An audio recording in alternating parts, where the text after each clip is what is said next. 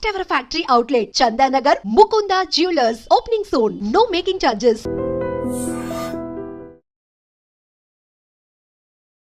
2000 సంవత్సరం రావడానికి ముందు 2000 సంవత్సరమే అంతమైపోతుంది ప్రపంచం అంతా అన్నారు.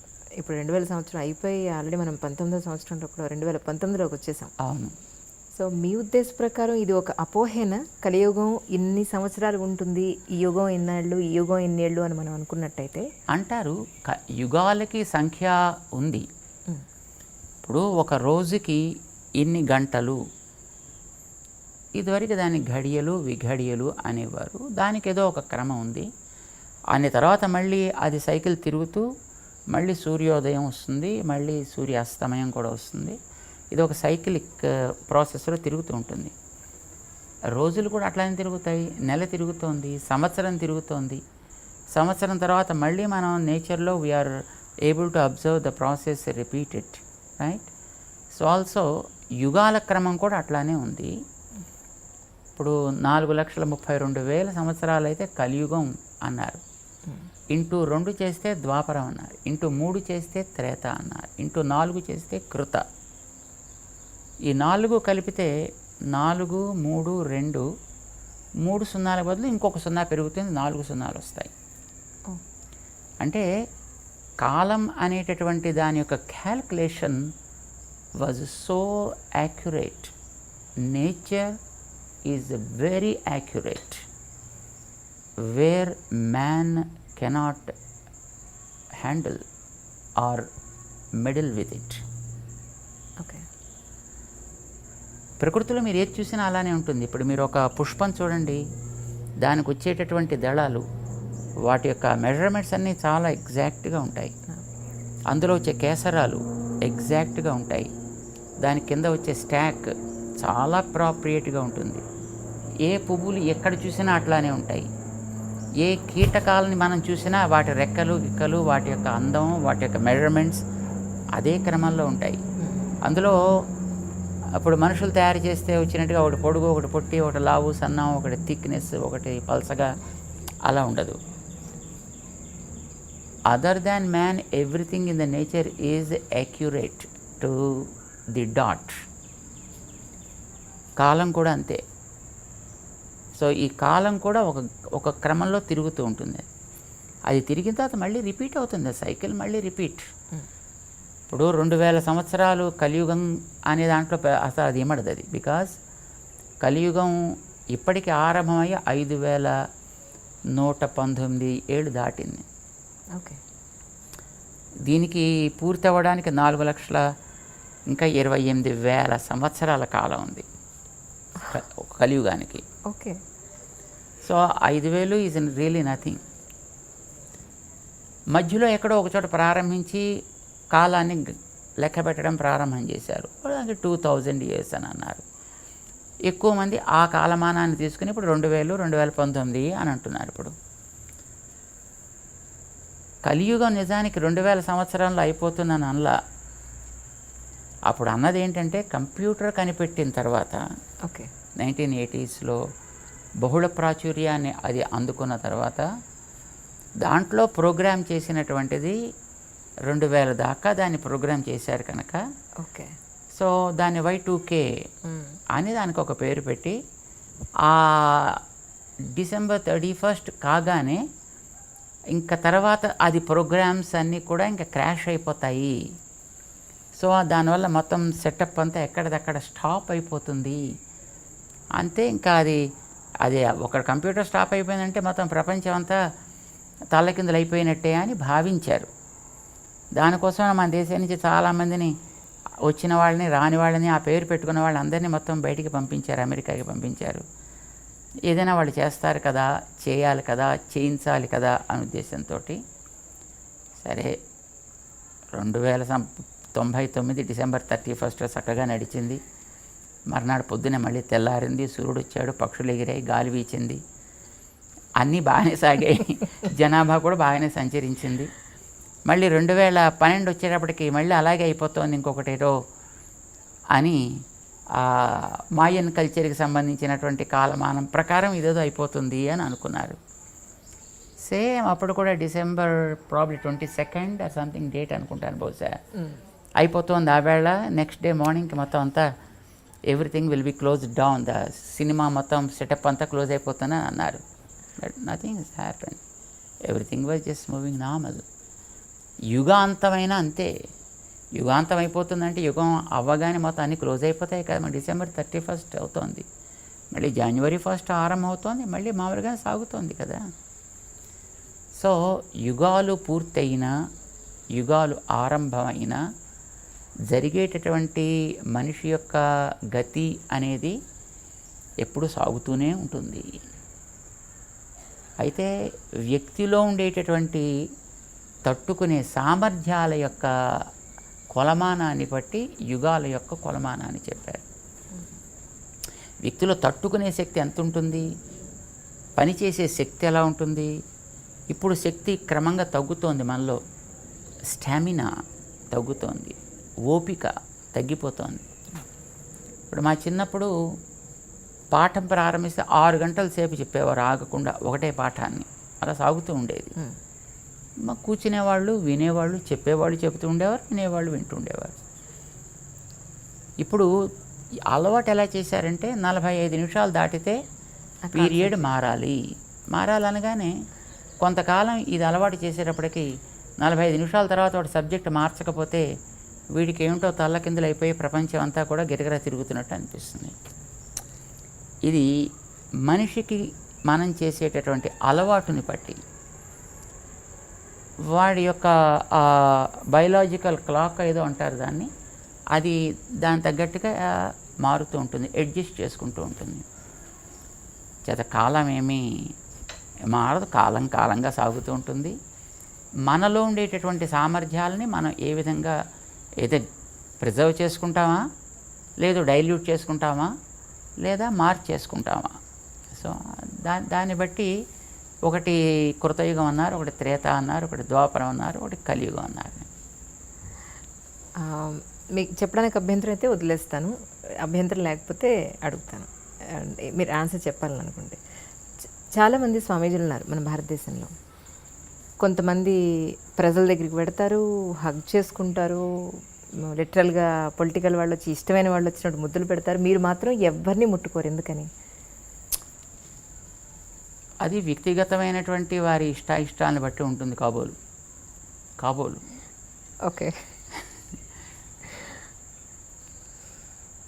ప్రతి వ్యక్తికి ఒక పద్ధతి, ఒక నియమము ఉండాలి. అది తన యొక్క పరంపరకి తగ్గట్టుగా ఉండాలి. సన్యాసి అంటే సన్యాసి కూడా ఒక పరంపర ఉంటుంది. ఆ పరంపరకి తగ్గట్టుగా తాను ఉండాల్సినటువంటి బాధ్యత ఉంటుంది. ఆ పరంపర ఎలా ఉండాలి అనేది పూర్వులు ఆచరించినటువంటి విధానం ఉంటుంది. యథా తే తత్ర వర్తేరన్ తథా తత్ర వర్తేథాః, యథా తే తేషు వర్తేరన్ తథా తేషు వర్తేథాః. వేదం చెప్తోంది, నీ పూర్వులు ఇలాంటి సిచ్యువేషన్ ఎదురైనప్పుడు ఏ విధంగా ప్రవర్తించారో ఆ విధంగా నువ్వు ప్రవర్తించు. ఒక్కొక్క కార్యం చేసేటప్పుడు దానికి ముందు వెనకలు కూడా ఏవో కొన్ని ఉంటాయి. వాటిని వాళ్ళు ఏ విధంగా ఆచరించేవారో నువ్వు కూడా ఆ విధంగానే ఆచరించు. ఇది వేదం చేసినటువంటి అనుశాసనం. It's a command given by Vedas. So వేదాల్లో చెప్పిన దాన్ని ఆచరించేవాళ్ళు కొందరుంటారు, వైదికమైన పద్ధతిని ఫాలో అయ్యేవాళ్ళు కొందరుంటారు, స్వయంగా నిర్మించుకున్నటువంటి నియమాలను బట్టి ప్రవర్తించేటువంటి వాళ్ళు కొందరు ఉండొచ్చును. బట్ వాళ్ళ ఇష్టాన్ని బట్టి ఉంటుంది అది. మరి బహుశా మేము మా పెద్దవాళ్ళు ఎలా చేసేవారో అలా ఉండాలని అనుకునేవాళ్ళం కాబోలు, అందుకోసం మేము ఇలాగే ఉంటాం. అంటే మీ గురువుగారు ఇలాగే ఉండేవారండి? ఎస్, మేము మా ఆరాధన, మా కార్యక్రమాలు చేసేంతవరకు మేము ఒక పద్ధతి ప్రకారం ఉంటాం. అది అయిన తర్వాత మనం ఏదైనా బయట సామాజికమైన కార్యక్రమాలకు వెళ్ళినప్పుడు అక్కడ సామాజికమైనటువంటి కార్యక్రమానికి ఎంతవరకు అవసరమో అంతవరకు మేము అక్కడ ఉంటాం. మీ గురువుగారు ఆఖరిగా మీకు చెప్పిన మాట ఏమిటి అంటే మీరేం చెప్తారు? మా గురువుగారు మాకు ఆఖరి మాట అంటూ అలాగేం చెప్పలా. ఎందుకంటే వారు ఒక సంకల్పం చేశారు, ఈ ధర్మాన్ని మనం ఇట్లా కొనసాగించాలి. ఆ కొనసాగించడంలో మనకిచ్చినటువంటి శక్తిని బట్టి మనం చేయాల్సిన పనులని మనం చేసుకుంటూ వెళ్ళాలి. అది చెయ్యాలంటే దానికి కావాల్సినటువంటి వెనకాతల మనకి పరికరం కావాలి, దానికి కావాల్సినటువంటి ఆధికారికత కావాలి మనకి.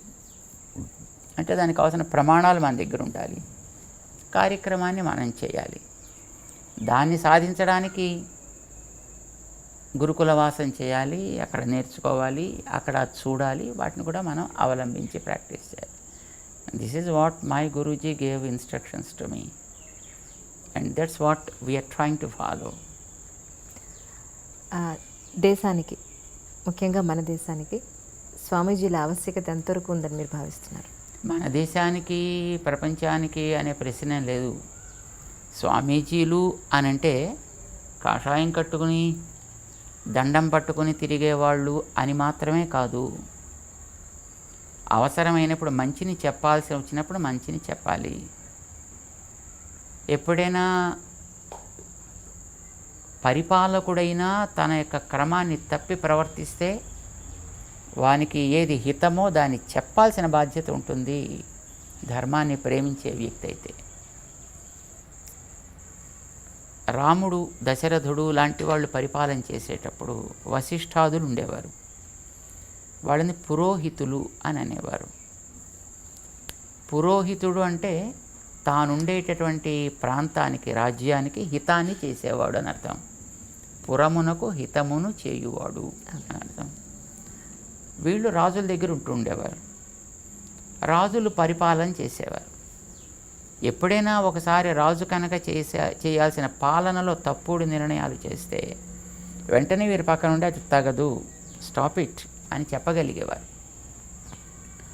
వాళ్ళకంటూ ప్రత్యేకమైనటువంటి అవసరాలు ఏమీ ఉండేవి కావు, పక్షపాతాలు అంతకంటేనూ ఉండేవి కాదు. రాజు దగ్గరైనా మొహమాటాలు ఎప్పుడూ ఉండేవి కాదు. చెప్పవలసినటువంటి హితాన్ని చెప్పాల్సి వచ్చినప్పుడు నిర్మొహమాటంగానే చెప్పేవారు. మంచి చేసినప్పుడు ప్రశంస కూడా అంత నిర్మొహమాటంగానూ ఇవ్వగలిగేవారు. అందుకోసమని ఎప్పుడైనా నిర్ణయం చేయాల్సి వస్తే వాళ్ళు వీళ్ళ యొక్క సలహా సంప్రదింపులు జరిపి నిర్ణయాలు చేసేవారు ధార్మికమైనటువంటి విషయాల్లోకి వచ్చినప్పుడు. మిగతా విషయాల్లో వాళ్ళకి అనుభవం ఉంటుంది కనుక వాళ్ళు వాటిని సాధించగలుగుతారు. కానీ ధార్మిక విషయాల దగ్గరికి వచ్చేటప్పటికి కొన్ని వాళ్ళకి అధ్యయనం చేసే అవకాశం ఉండదు.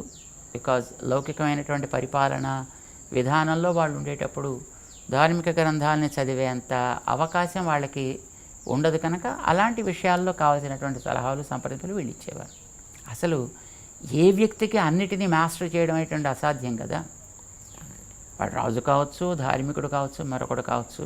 కొన్ని విషయాల్లో వాళ్ళు తప్పనిసరిగా సమర్థత కలిగి ఉంటాడు. వాడి సబ్జెక్టులో వాడు సమర్థత కలిగి ఉంటాడు కనుక తన సబ్జెక్టుకి సంబంధించిన విషయాల్లో ఎప్పుడైనా ఒకవేళ పరిపాలకుడైనా హద్దు మీరి ప్రవర్తిస్తే, లేదు చేయాల్సింది వాడు చెయ్యలేకపోతుంటే వాడి చేత అది చేయించడం, వాడు హద్దు మీరినప్పుడు జాగ్రత్త, అది చెయ్యడానికి తగదు అని శాసించేనా వాళ్ళని ఆపగలిగేటటువంటి స్థితి కూడా ఉంటుండేది. అది ఆనాడు వశిష్ఠాదులు వాళ్ళు పురోహితులు అనే పేరుతో ఉండేవాడు. అయితే దురదృష్టం కొద్ది ఆ పురోహిత అనే పేరు ఇప్పుడు ఈవేళ మరొక రకంగా వాడుతున్నారు. కానీ ఎప్పుడైనా సాధువులు కానీ, సన్యాసులు కానీ, స్వాములు కానీ, పండితులు కానీ, జ్ఞానులు కానీ, the whole and sole responsibility of these people is to follow, of course, the doctrines that are laid down by the elders, teach them to the generation, and prepare the people who are able to take proper care in the society in general. అంటే రాజులకే కాదు కదా, సామాన్య ప్రజల్లో కూడా అలాంటి వాటిని చెప్పాల్సిన అవసరం ఉంటుంది కదా. వాళ్ళని కూడా ఆ మార్గంలో పెట్టాల్సిన బాధ్యత వాళ్ళకు ఉంటుంది కదా. వాళ్ళలో కూడా ఒక రకమైన అవగాహన తీసుకురావాల్సిన బాధ్యత కూడా వాళ్ళకు ఉంటుంది. అంచేత సామాన్యుల కోసం చెప్పడానికి కావాల్సిన శిష్యవర్గాన్ని తయారు చేసేవారు. వాళ్ళల్లో అప్పుడప్పుడు కొందరు రాజాశ్రయాన్ని చేసి రాజులకు కూడా మార్గదర్శనం చేయగలిగేట్లుగా ఉంటుండేవారు. ఎప్పుడెప్పుడు ఎవరికి ఏ సలహా సంప్రదింపులు కావాల్సి వచ్చినా ఇవ్వడానికి అందుబాటులో మాత్రమే వాళ్ళు ఉండేవారు. అవసరమైతే తప్ప వీళ్ళు వెళ్ళి దాంట్లో నియంత్రించేటటువంటి స్థితి ఉండేది కాదు. వాళ్ళు కూడా తమ బాధ్యతను గుర్తించి ఆ రకమైనటువంటి సలహా సంప్రదింపులు తీసుకుంటూ ఉండేవారు అలాంటి విషయాలకు వచ్చినప్పుడు. ఇంటి పేరు నిలబెట్టడం లేదా ఒక వంశాన్ని నిలబెట్టడం అని అంటే అది ఒక అబ్బాయితోనే సాధ్యం అనేది కొన్ని సంవత్సరాలుగా పాతుకుపోయిన మాట. మరి మీ విషయంలో మీ తల్లిదండ్రులకి మీరు వంశాన్ని నిలబెట్టారని అనుకుంటే మరి మీ వంశాన్ని మీరెలా మరి ఇప్పుడు మీ సన్యాసాశ్రమంలో అది ఎలా వీలవుతుంది? మరి మీ తదనంతరం మీ వంశాన్ని నిలబెట్టాలి అని మీకు ఎప్పుడు అనిపించలేదా? వంశము అనేటటువంటిది ఒక్క వ్యక్తి వల్ల ఎప్పుడు నిలబడదు. అబ్బాయి వల్లనే నిలబడుతుంది అనే నియమం కూడా ఏమీ లేదు. సో అమ్మాయిలైనా నిలబెట్టచ్చు. ఇది అమ్మాయి ఇంటి పేరు మారిపోతుంది కదా. మరి ఇంటి పేరు మారినా వంశము అనేది నిలబెట్టడానికి పర్పస్ ఏంటి? ఆ వంశంలో పూర్వులు కొన్ని మంచి పద్ధతుల్ని వాళ్ళు పాటించారు.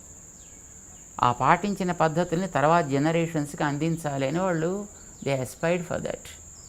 మనకి పర్పస్ అదే కదా, వంశపు మర్యాద, వంశపు గౌరవం లేదా ప్రతిష్ట, ఆచారం. They are certain practices which they followed and they made the generations to preserve that practice. దాన్నే మనం సంప్రదాయము అని పేరు పెట్టి పిలుస్తాం దాన్ని.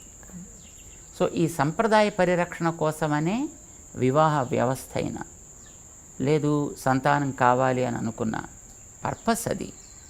అది చేయగలిగిన వ్యక్తి మరొకరు ఉండేటప్పుడు అందరూ చేయాలి మంచిదే, కానీ దానికంటూ కొంతమంది ఉన్నప్పుడు మిగతా వాళ్ళు మిగతా కార్యక్రమంలో ఉండడానికి కూడా ఆక్షేపణ ఏమీ ఉండాల్సిన అవసరం లేదన్నమాట. అంచేత వంశపు ఆచారాన్ని నిలబెట్టడం అనేటటువంటిదే లక్ష్యంగా మనం పెట్టుకున్నప్పుడు ఒక వ్యక్తి ఉంటే వారిని సమర్థవంతంగా తయారు చేసి మిగతా వాళ్ళు మిగతా కార్యక్రమాలు కూడా చూడవచ్చు. అంటే సామాన్య ప్రజల ఆలోచన ఎలా ఉంటుంది అని అంటే ఈ మధ్యకాలంలో ఒక స్వామీజీ ఫెమిలియర్ అయిన తర్వాత రాజకీయ నాయకులు ఆ స్వామీజీకి దగ్గర అయిపోతున్నారు, టాప్ మోస్ట్ బిజినెస్ మెన్లు స్వామీజీకి దగ్గర అయిపోతున్నారు. ఇలా అవ్వడానికి ప్రధాన కారణం ఏమిటి అనేది? స్వామీజీలకి రాజకీయ నాయకుల్లోనూ బిజినెస్ పీపుల్ దగ్గర అవుతారని ఏం లేదు. సాధారణంగా business people and political people think that these people are able to do certain things beyond our capabilities. వాడేదో మంత్రమో తంత్రమో చేసి ఏదో మనకి కాస్త శక్తిని ఇస్తే మనం అనుకున్న కార్యాలను బాగా సాధించగలుగుతాము అనే ఒక భావం వాళ్ళల్లో ఉండి ఉండొచ్చు. నిజానికి సాధువులు కనుక అట్లా చేయగలిగిన వాళ్ళు అయినట్టయితే వాడు తన దగ్గరికి వస్తేనే చేయాలని నియమం లేదు. ఇందాక మీరు అడిగారు చూడండి, ఏమంటే మీరు ఎందుకు ముట్టుకోనివ్వరు అని. ఒక ఫ్యాన్ తిరుగుతోంది అని అనుకోండి, what you expect out of that? Some nice breeze, మంచి గాలి వేయాలి, మనకి కాస్త తాపాన్ని తగ్గించాలి. సో దీన్ని మనం కోరుకునేది ఫ్యాన్ నుంచి. అది నిజంగా ఫ్యానే అయినట్టయితే, అది నిజంగా తిరగగలిగిందే అయితే దాని వెళ్ళి నువ్వు పట్టుకోవాల్సిన అవసరం లేదు. అది నిన్ను పట్టుకోవాల్సిన అవసరం అంతకంటే లేదు. దాని మానాన తిరుగుతుంటే నీకు గాలి వేస్తుంది, నువ్వు యూ ఫీల్ కంఫర్టబుల్, రైట్? దాన్ని పట్టుకుని మనం తిప్పితే తప్ప అది మనకి గాలి వేయని స్థితిలో ఉందనుకోండి, అప్పుడు అలాంటప్పుడు ఆ ఫ్యాన్ తీసి పక్కన పెట్టేయడం చాలా సుఖం. మన చేతిలో విసనకర్ర పట్టుకుంటే అప్పుడు మనకు కావాల్సినట్టుగా అది గాలినిస్తూ ఉంటుంది కదా. సో మాలాంటి వాళ్ళం బహుశా ఫ్యాన్స్ లాంటి వాళ్ళమేమో. It not fan for somebody but we are fan for the society. So we give the breeze. If we are really able to give the breeze, no one need to do anything to us. And if we really can't give that kind of breeze, I think coming and doing any kind of thing will serve no purpose. అప్పుడు waste కదా. అప్పుడు వీడుకుంటే పాపాలు మిగతా వాళ్ళకి అంటుకుంటాయి ముట్టుకుంటే. స్వామి, పునరపి జననం, పునరపి మరణం అని అంటారు కదా జనరల్గా. దాన్ని మీరు నమ్ముతారా? యాక్చువల్గా నమ్మేది మనం నమ్మితే ఒకటి అవుతుంది, మనం నమ్మకపోతే ఒకటి ఉండదు అని ఏంది కాదు కదా. ఇప్పుడు పుట్టుట గిట్టుట ఇవి రెండు ఎప్పుడూ ఉంటాయి. ఎవరికి? ఆత్మకి. ఓకే. ఇప్పుడు ఈ పైది శరీరం, ఈ శరీరం లోపల దీంతోటి ఈ పనులు జరపడానికి తోడ్పడేది ఒక ఆత్మ అనేది ఉంది అనేది మనకి శాస్త్రం చెబుతోంది కనుక మనం దాన్ని విశ్వసిస్తున్నాం. ఈ ఆత్మ అనేది ఒక కర్మ వల్ల శరీరంలోకి వస్తుంది. అది డిపెండ్స్ అపాన్ ద కర్మ. ఆ కర్మ ఒక రకంగా ఉంటే మనిషి శరీరం, ఇంకొక రకంగా ఉంటే ఏదో జంతు శరీరం, ఇంకొక రకంగా ఉంటే చెట్టు శరీరం, ఇంకో రకంగా పక్షి శరీరం, ఇంకో రకంగా దేవతా శరీరం. కర్మల్లో ఉండే తారతమ్యాన్ని బట్టి శరీరాలు వస్తాయి. అది కర్మ ఉన్నంత వరకు ఆ బాడీ ఉంటుంది. కర్మ అయిపోగానే ఆ బాడీని మళ్ళీ వదిలిపెట్టి ఇంకో చోటుకు పోవాలి. డ్యూటీ కోసం మనం ఒక ఊరు వెళ్ళినప్పుడు ఆ ఊళ్ళో ఎక్కడో ఒక రూమ్ రెంట్ తీసుకుంటాం, ఆ ఊళ్ళో ఉంటాం, పని చేసుకుంటాం. అయిపోగానే we quit the room and just we go to our own place, right? So also మనకి ఈ బాడీస్ అనేటటువంటి ఒక కర్మ అనుభవం కోసం వస్తాయి. కర్మ అవ్వగానే బాడీస్ పోతాయి. బాడీలోకి రావడం అనేది జన్మ అంటారు, బాడీని వదలడం అనేది మరణం అంటారు. మరణం అంటే ఆత్మ ఏమవ్వదు, ఈ బాడీకి ఏమీ అవ్వదు.